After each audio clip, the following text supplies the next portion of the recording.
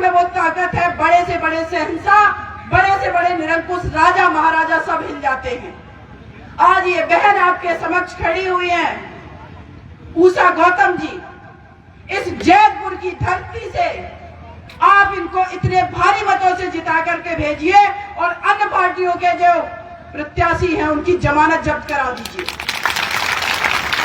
आप समझ लीजिए कि जिस दिन आपने ये कर लिया, जब यहां पर चुनाव है, आप मान लीजिए कि उत्तर प्रदेश के योगी आदित्यनाथ जी को अपने सत्ता से बेदखल कर दिया। ये पावर हमारी महिलाओं के एक एक वोट में, हमारे भाइयों के, हमारे बड़े बुजुर्गों के, हमारे आपके घरों में पढ़ने वाले बच्चे, हम किस उम्मीद से पढ़ाते हैं हमारे बच्चों को कि कल हमारा बेटा जाकर के नौकरी करेगा, हमारे घर में थोड़ा माहौल ठीक होगा, हम अच्छे कपड़े पहन सकेंगे, अच्छा खाना खा सकेंगे, अगर बीमार होंगे तो अपना इलाज करा सकेंगे।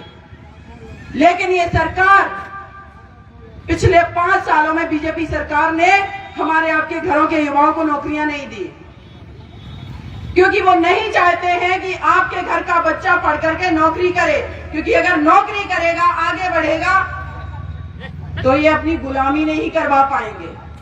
और ये गुलामी कैसे करवाते आपको पता है, ये गुलामी करवाते हैं, कहेंगे आपसे नौकरियां नहीं है, लेकिन हम आपको फ्री में खाद्यान्न दे रहे हैं, चीनी दे रहे हैं, गेहूं दे रहे हैं, लेकिन ये लोग आसमान में हेलीकॉप्टर में उड़ेंगे और हम लोगों को ये कहते हैं फ्री में हम ये सारा सामान दे रहे हैं। फ्री में ये जो आपको राशन मिल रहा है, उससे ज्यादा तो इनके आवारा पशु हमारे किसान भाइयों के खेत चर जा रहे हैं।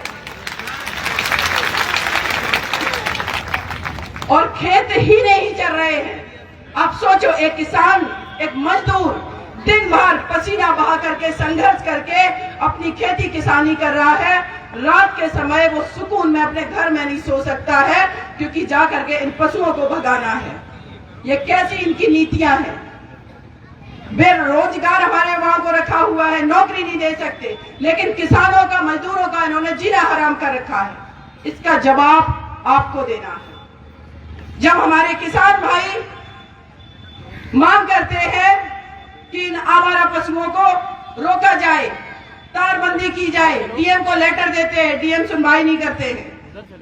लेकिन हमारी बहन जी का जब शासनकाल था, याद करिए 2007 से 12 वाला, बहन जी ने वो करके दिखाया जो इस देश के अंदर किसी राज्य और इस देश की सेंट्रल गवर्नमेंट ने भी नहीं किया। कैसे कानून का राज स्थापित होता है, कैसे गुंडागर्दी खत्म होती है, कैसे माफिया थर-थर कांपते हैं। उत्तर प्रदेश में जो माफिया राज था, जो गुंडे लोग थे, बहन जी के शासनकाल में डर के वजह से नेपाल, आसपास के राज्यों में भाग जाते थे। लेकिन आज दिन दहाड़े बीजेपी पार्टी का जो कैबिनेट मंत्री है, उनका बेटा हमारे किसान भाइयों पर गाड़ी चढ़ा देता है, लखीमपुर खीरी में कुचल देता है, और उस कैबिनेट मंत्री को हटाया नहीं जाता है, क्योंकि बीजेपी कहती है हम निरंकुश हैं, हम ही सब कुछ है। ये वोटर जो है ना, उत्तर प्रदेश की जनता, ये कुछ नहीं है। लेकिन सच ये है कि आप लोग ही असली ताकत है। अपनी ताकत को पहचानिए और इनको दिखा दीजिए कि आप इनको ऐसे कुचल नहीं सकते। हमारे भाइयों को, आप हमारी बेटियों को रात में मिट्टी का तेल डाल के जला नहीं सकते। हमारे युवा, जो हमारे घर में भाई बेटा है, वो अगर नौकरी मांगता है तो आप पीट नहीं सकते। ये हम सबका मौलिक अधिकार है, जो हमारे बाबा साहब ने संविधान बनाया, उसमें दिया गया कि हर किसी को स्वतंत्रता पूर्वक जीने का अधिकार है। ये सवाल इतने बड़े हैं बीजेपी गवर्नमेंट से कि इनके पास कोई जवाब नहीं होते। ये कहते हैं, आप लोग दंगों को याद रखना, इनकी पार्टी का विधायक जिसको इन्होंने टिकट दिया है, संगीत सोम, कहता है हाँ हमने मुजफ्फरनगर और शामली में दंगे कराए हैं। और समाजवादी पार्टी की सरकार, श्री अखिलेश यादव जी की जब सरकार है, हमारे कितने भाइयों पर दंगे हुए, मर्डर हो गए, माता बहनों के साथ बलात्कार हुए, लेकिन ये रोक नहीं पाए। लेकिन वही बहन जी का जब शासनकाल होता है, उत्तर प्रदेश के अंदर ना तो एक भी जातिगत दंगा हुआ, ना एक भी धार्मिक दंगा हुआ। बहन जी का ऐसा शासनकाल है, तो क्यों ना हम 5वीं बार उत्तर प्रदेश को ऐसी निडर,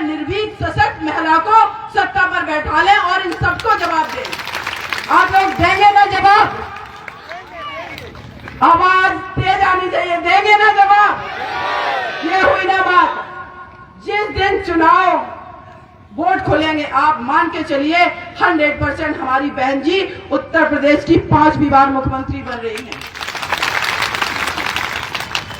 लेकिन उसके लिए आप सब भाइयों को, इस जैतपुर की जनता को एकजुट होकर के अपनी प्रत्याशी उषा गौतम जी को विधानसभा विधायक बना करके भेजना होगा। ये आप प्रण कर लीजिए, आप इनको विधायक बना करके भेजेंगे, 5वीं बार हमारी बहन जी मुख्यमंत्री बनेंगी, आपके हमारे घर के बेटे को नौकरी मिलेगी, आपके हमारे घर की बेटियां सुरक्षित होंगी, हमारे किसान भाइयों को फसल का सही उचित मूल्य मिलेगा, और जो आवारा पशु सब घूम रहे हैं, इन पशुओं को बीजेपी के कार्यालयों में हम लोग बांध आया करेंगे। कहां जाएंगे?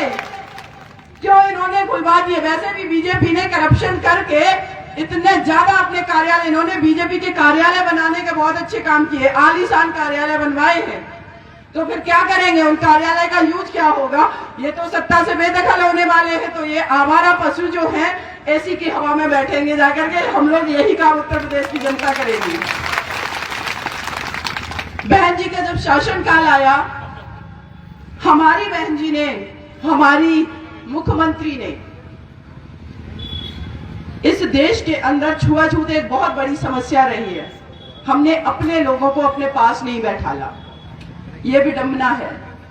हम भगवान में विश्वास करते, मानवता में विश्वास करते, समानता में विश्वास करते, लेकिन वही बेटी जिसके साथ भेदभाव हुआ, जब वो सत्ता में आई, उन्होंने किसी के साथ भेदभाव नहीं किया, चाहे वो हमारे मुस्लिम भाई हो, चाहे वो सामान्य वर्ग के लोग हो, चाहे वो दलित भाई हो, चाहे ओबीसी हो, चाहे महिलाएं हो, हर किसी को उन्होंने अपने कैबिनेट में कैबिनेट मंत्री बनाया, विधायक बनाया, सांसद बनाया। ऐसी है आपकी मुख्यमंत्री, ऐसी है आपकी बिटिया, ऐसी है आपकी बेटी।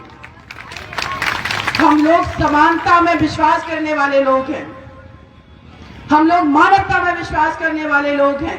इस उत्तर प्रदेश की जनता को खुशहाल कोई रख सकता है, आप सबको कोई सुरक्षा दे सकता है, आपके बच्चों को फ्री में शिक्षा कोई दे सकता है, आपको फ्री में चिकित्सा की सुविधाएं कोई दे सकता है, आपको सबको यातायात की फ्री सुविधाएं कोई दे सकता है।